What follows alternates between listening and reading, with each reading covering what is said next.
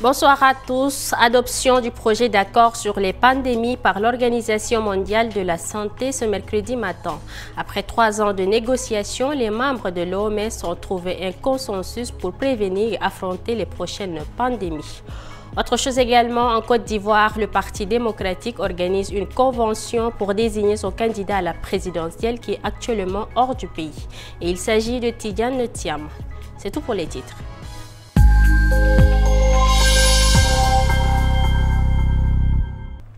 Une fois de plus, bonsoir et bienvenue à tous. Le Conseil des ministres du commerce des pays membres de la zone de libre-échange continentale africaine a tenu sa 16e réunion mardi 15 avril à Kinshasa.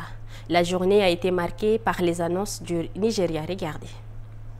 D'abord réticent à signer ces accords de crainte de voir son marché envahi par une concurrence déloyale, la publication de cette liste par le Nigeria marque une étape importante. C'est un geste très fort parce que le Nigeria est l'un des poids économiques les plus puissants d'Afrique. D'ici 10 à 15 ans, il y aura 350 millions de consommateurs. C'est un exemple que le Nigeria montre au reste des pays africains pour les attirer et montrer que cela va vite. Là, avec les taxes des douanes américaines, c'est le moment d'aller très vite dans la rationalisation de la mise en œuvre de la ZLECAf, explique Honoré Mondomobé, ancien à l'université de Douala et spécialiste des questions économiques internationales. Certains marchés devraient être privilégiés. Il doit y avoir 0 droit de douane sur les produits qui sont importés. Les destinations de départ du Nigeria sont l'Afrique du Sud, le Kenya, le Cameroun. Imaginons que le Cameroun envoie une cargaison de thé au Nigeria. Concrètement, si le thé figure parmi la liste que le Nigeria a soumise au secrétariat pour validation, eh bien, il n'y aura pas de droit de douane sur le thé, ajoute Benjamin Alamne-Minda, chercheur en droit international à l'Université de Lyon 3. L'agriculture et la pêche bénéficieront d'une augmentation de 73% du volume des échanges, selon la ministre du Commerce nigériane. L'industrie manufacturière devrait bénéficier de la baisse des prix et de l'amélioration de la compétitivité. Désigné médiateur de l'Union africaine pour tenter de résoudre le conflit en cours dans l'est de la RDC, le président togolais Faure Gnassingbé vient de succéder à son homologue angolais João Lourenço qui assurait cette mission jusqu'au mois dernier. Mais alors que les initiatives diplomatiques pour tenter de mettre un terme au conflit se multiplient, de quelle marge de manœuvre dispose-t-il réellement? Décryptage. Plusieurs sources diplomatiques l'affirment sur le choix de l'Union africaine s'est porté sur Faure Gnassingbé pour succéder au président angolais. En tant que médiateur dans le conflit qui déchire l'est de la RDC, c'est parce qu'il fallait impérativement une personnalité consensuelle non directement impliquée dans la crise. Or, dans cette perspective, le président togolais bénéficiait de 2 atouts majeurs. Le fait que son pays n'appartienne ni à la communauté d'Afrique de l'Est, ni à la communauté de développement d'Afrique australe, ni à la communauté économique des États de l'Afrique centrale. D'une part, ses relations équilibrées avec l'ensemble des parties prenantes au conflit. De l'autre, celui-ci entretenait des liens cordiaux tant avec le président congolais Félix Tshisekedi qu'avec le président rwandais Paul Kagame. Mais cette passation de témoins actée reste maintenant à en évaluer la portée, alors que le Qatar s'est lancé lui aussi dans une médiation entre les délégués de AFC, M23 et ceux du gouvernement congolais. Dans ce nouveau contexte, en effet, comment les 2 initiatives vont-elles s'articuler et quelles seront donc les marges de manœuvre dont Faure Gnassingbé va disposer? À ces propos, plusieurs diplomates consultés écartent l'idée d'une concurrence entre elles pour privilégier plutôt leur complémentarité. Doha étant perçu comme une puissance capable de débloquer les discussions, contrairement à l'Union africaine, jugée parfois trop lente et trop bureaucratique, le Qatar pourrait ainsi poser les bases du processus tandis que Faure Gnassingbé pourrait en accompagner la suite au nom de l'Union africaine avec la collaboration de partenaires internationaux comme l'ONU, la MONUSCO, l'Union européenne, les États-Unis, mais aussi l'AEC et la SADC.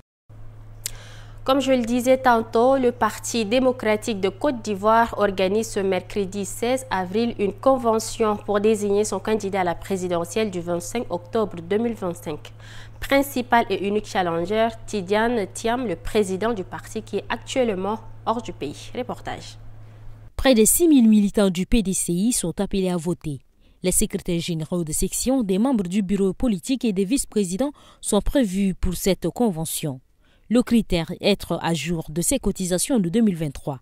Le scrutin va se dérouler dans 45 sites répartis dans chaque chef-lieu de région. 6 sites sont par ailleurs prévus pour la diaspora. Le vote doit durer 6 heures. Sur le fond, il y a peu de surprises à attendre puisque le congrès extraordinaire de décembre 2023 et le dernier bureau politique ont adopté une motion désignant Tidiane Thiam comme candidat du parti. Sur l'incertitude, la participation. Notre adversaire, c'est l'abstention. Il faut que le taux de participation soit élevé, affirme l'un des organisateurs. Il y a le risque d'assister à un genre de plébiscite, estime un observateur de la vie politique en Côte d'Ivoire. De son côté, Tidiane Thiam n'a pas battu campagne pour cette primaire qui se tient dans un contexte complexe pour lui avec notamment une action judiciaire remettant en question sa légitimité à la tête du parti, voire son statut civique en vue de la présidentielle.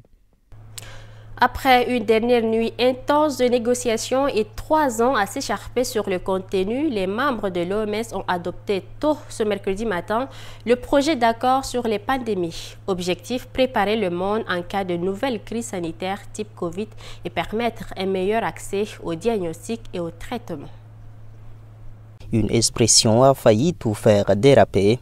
D'un commun accord mutuel et green en anglais, quelques mots a priori anodins, mais qui, appliqués au transfert de technologies, devaient permettre aux pays en voie de développement de produire leurs propres vaccins, traitements et autres tests, et éviter que les pays riches ne se servent les premiers. Une formule consensuelle a finalement été trouvée au regard des dames de ceux qui plaidaient pour un transfert obligatoire de ces technologies. Mais qu'importe, ne rien faire aurait été pire, a dit le patron de l'OMS, le docteur Tedros. Normalement, il faut 10 ans au plus pour aboutir à un texte de ce genre. Vous vous êtes réunis, unis pour un même objectif, protéger l'humanité. Vous avez marqué l'histoire et démontré le pouvoir de la collaboration entre États, a-t-il lancé fatigué, mais heureux au moment de conclure les négociations à 4 heures ce matin. Sur les fonds, le texte prévoit que l'OMS prévoit rapidement 10% de tout vaccin contre une future pandémie. Un système d'accès aux agents pathogènes doit aussi être créé. Reste maintenant à adopter formellement le traité. Ce sera le mois prochain lors de l'Assemblée générale de l'OMS. À moins qu'un ou des États ne tentent d'obtenir une nouvelle concession de dernière minute. Emmanuel Macron a annoncé ce mardi 15 avril sa décision d'expulser 12 agents servant dans le réseau consulaire et diplomatique algérien en France en représailles à des expulsions similaires décidées par Alger et de rappeler l'ambassadeur français à Alger pour consultation. Regardez. La réponse de Paris à Alger n'aura pas tardé. 24 heures après avoir annoncé l'expulsion de 12 agents diplomatiques français d'Algérie, les autorités françaises ont décidé de rendre l'appareil. Dans un communiqué publié ce mardi, Emmanuel Macron indique que la France procédera à l'expulsion de 12 agents servant dans le réseau consulaire et diplomatique algérien.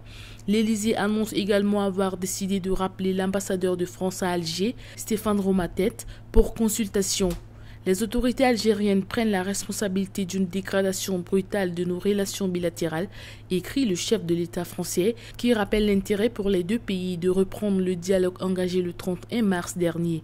Dans son communiqué, l'Élysée exprime sa consternation après ce nouveau brusque coup de froid qui intervient 15 jours seulement après un rappel entre le président Macron et son homologue algérien Abdelmadjid Tebboune, censé relancer les relations après des mois de crise. Ce nouveau raidissement fait suite à l'arrestation de 3 ressortissants algériens, dont un employé consulaire soupçonné d'être impliqué dans l'enlèvement sur le sol français de l'influenceur et opposant algérien Amir Bokors il y a 1 an. Les 3 ressortissants ont été mis en examen le 11 avril pour arrestation, enlèvement, séquestration ou détention arbitraire en relation avec une entreprise terroriste et pour association de malfaiteurs terroristes criminels et ont été placés en détention provisoire. Dès samedi, le ministre algérien des Affaires étrangères avait dénoncé l'argumentaire vermoulu et farfelu du ministère français de l'Intérieur et fustigé une cabale judiciaire admissible. La France défendra ses intérêts et continuera d'exiger de l'Algérie qu'elle respecte pleinement ses obligations à son égard, s'agissant tout particulièrement de notre sécurité nationale et de la coopération en matière migratoire. Ces exigences vont avec l'ambition que la France continuera d'avoir pour ses relations avec l'Algérie,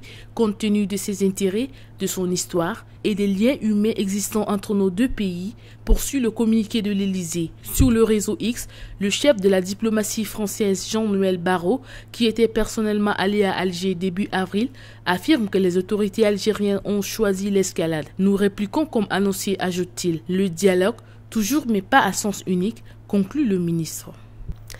Et c'est avec cet élément que prend fin cette édition. Merci à vous de l'avoir suivi. À demain, Inch'Allah.